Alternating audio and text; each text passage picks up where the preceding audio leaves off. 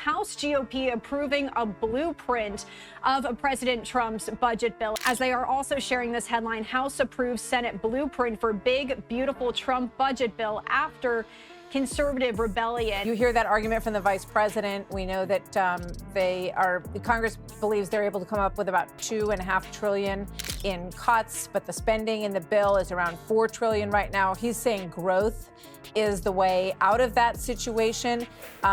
Where do you believe this stands? Right. Well, the vice president's 100% right that growth is part of the equation.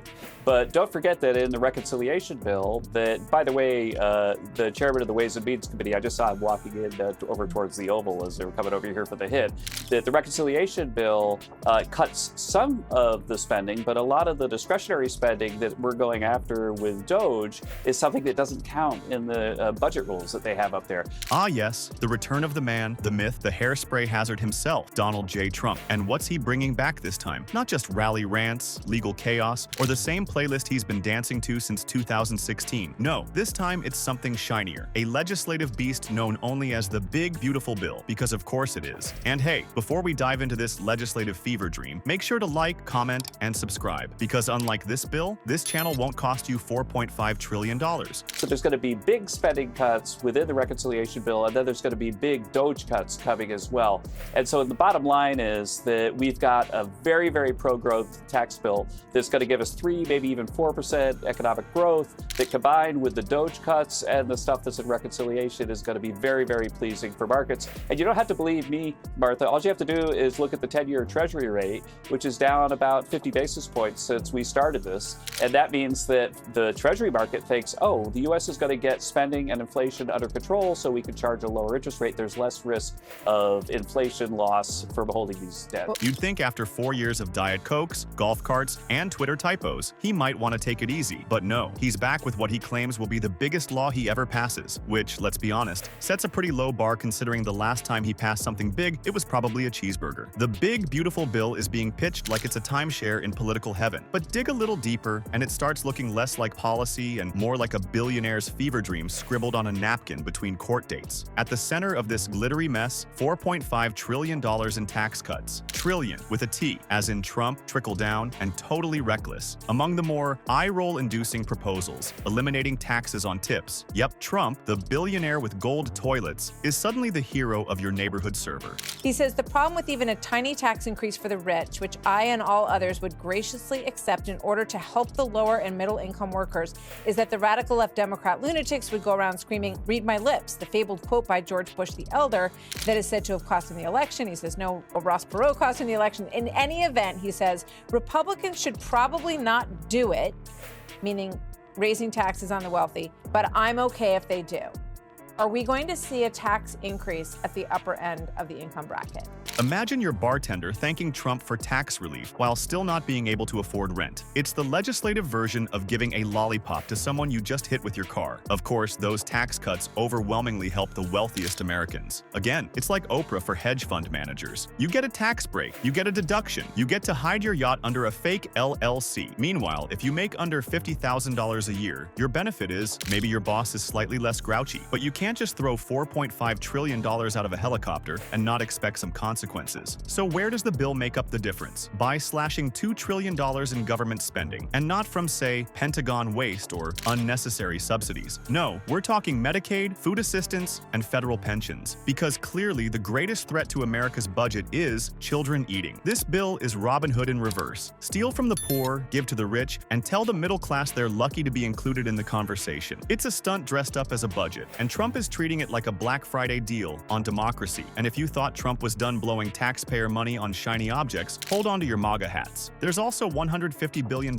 in new defense spending. Of that, a nice $25 billion chunk goes towards something called the Golden Dome. No, it's not a Vegas casino or a Kanye West art piece. It's a missile defense shield. Because when you've gutted healthcare and social safety nets, what Americans really need is a gold-plated space umbrella. Can't afford insulin? Here's a dome. Of course, this wouldn't be a Trump production without immigration hysteria cranked up to 11. That's going to, in the end, be up to Congress. President Trump has made it clear that he has his priorities, like no tax on tips, no tax on overtime, no tax on Social Security, making the Tax Cuts and Jobs Act permanent. Those are his priorities. That's what he wants. He knows that Congress is going to pick some of their own priorities and stick them in the bill.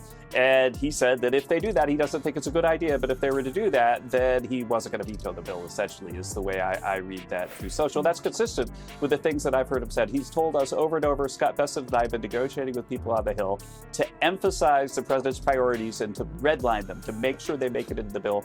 I can promise you that we all believe that the no tax on tips and no tax on overtime, no tax on Social Security, the auto loan interest-free or tax-free out of interest, all that stuff is going to be in the bill. $69 billion is dedicated to border security. That includes 700 miles of wall, 20,000 new border agents, and enough surveillance gear to make George Orwell blush. It's basically Homeland Security, reimagined by someone who gets their immigration facts from YouTube comment sections. All this while roads crumble, schools underfund, and climate disasters multiply. Priorities, right? And just when you thought it couldn't get more dystopian, in comes the REINS Act, a rule jammed into this mega bill that forces Congress to approve every major regulation. That's right. Every rule about clean air, water, food safety, you name it, now has to pass through the political equivalent of a DMV line. Do you like your food not flammable? Better hope Congress agrees. Want clean drinking water? Might depend on who's speaker this week. Trump calls this accountability. Most sane people call it legislative sabotage. It's a recipe for paralysis, which, surprise, helps corporations that hate being told they can't dump radioactive sludge into rivers. Now here's where it gets even juicier. Trump's biggest enemy right now might not be Biden, might not even be the deep state. It's House Republicans. Turns out, not everyone's on board the Trump yacht. 30-something Republicans are now threatening to blow up the bill entirely. They say it doesn't cut enough. That's right. There's a faction so far right they looked at this glittering bonfire of public programs and said, needs more fire. People like Representative Lloyd Smucker, yes, real name, are demanding deeper slashes to domestic spending. Because when Trump says he's bringing back law and order, they assume he means turning America into a Dickens novel. Meanwhile, Trump's hyping this like it's the second coming of the New Deal, posting on Truth Social, giving interviews, claiming it's the most historic legislation ever, because what's more historic than blowing a multi-trillion-dollar hole in the budget while gutting services for everyone who can't afford a country club membership? Even some fiscal conservatives are sweating bullets. Economists are ringing alarm bells. Deficit hawks are crawling under their desks, because you cannot, with a straight face, hand out massive tax cuts, slash revenue, increase military spending, and then say you care about balancing the budget. That's not policy, that's cosplay, but that's Trump's brand. Grand promises, reality optional details, and a complete disregard for consequences. He's running this like a real estate scam. Announce a big project, slap your name on it, ignore the math, and walk away before the checks bounce. This bill isn't about fixing America. It's about campaigning with a prop. It's about saying, look what I did, while hoping no one reads the fine print. And maybe that's the most Trump thing of all. Create chaos. Offer a simple, shiny solution. Leave the cleanup to everyone else. So next time you hear the words, big, beautiful bill, ask yourself, big and beautiful for who? Because if you're not rich, not armed, and not already living behind a wall, chances are you're not invited to the party. Subscribe if you want more deep dives into the circus of American politics. And remember, just because it's wrapped in gold doesn't mean it's not trash underneath.